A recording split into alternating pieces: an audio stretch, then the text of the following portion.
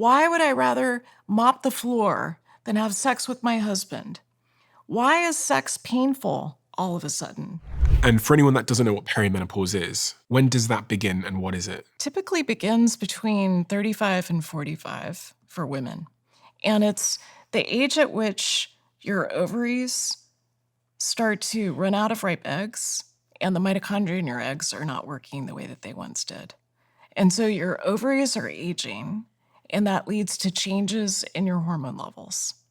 So a lot of people think of perimenopause as mostly being a hormonal situation, a change in estrogen, progesterone, maybe testosterone. And what I think is important to realize is it's much broader than that. It's your metabolic system. It's the way that your brain is responding to glucose. It's your immune system. It's a time when more women have the experience of autoimmunity and autoimmune disease. So perimenopause is this incredibly dynamic time. There's more than 100 plus symptoms that women experience. And it makes me crazy. I was just talking to my agent and my publisher a couple weeks ago.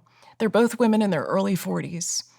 And they were having symptoms, some of those 100 symptoms that are characteristic of perimenopause. They went to their doctor and said, I've got these mood swings, I'm having trouble sleeping, having some night sweats.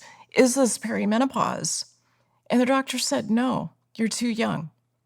So there's a knowledge gap. There's a research gap and a knowledge gap and a huge treatment gap for women who are in perimenopause. Most women are not getting the treatment that they need. So what are they asking about? They're asking about, why do I feel so dysregulated?